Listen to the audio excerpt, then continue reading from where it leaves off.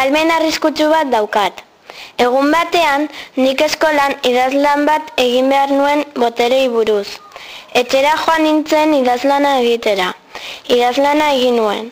Idazlanean gauzak ukitu gabe mugitzen nituela kontatu nuen. Beranduago, nire ahizpari gauza bat esan behar nion eta kasurik egiten ez zidanez ukitu nuen eta elektrikara bat eman nion eta ospitalera eraman zuten.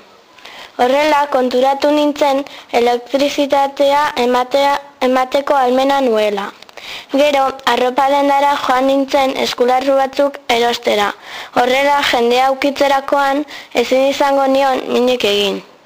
Hurrengo gunean, eskolara joan nintzen eta nitaz parri egiten zuen jendeak, eskularruak nituelako.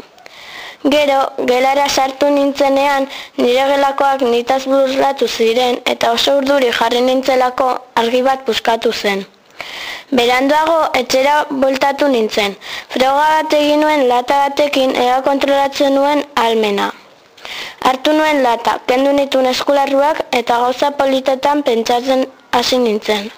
Eta funtzionatu zuen. Oso pozik jarri nintzen.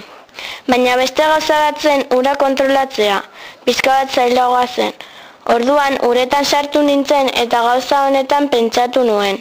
Handik gutxira, ama sartu zen ura beroegia zegoen ikustera eta eskua uretan sartu zuenean ez zitzaion ezer gertatu. Oso pozik jarri nintzen kontrolatu nezakeelako. Orain oso pozik eta lasai joaten naiz eskolara.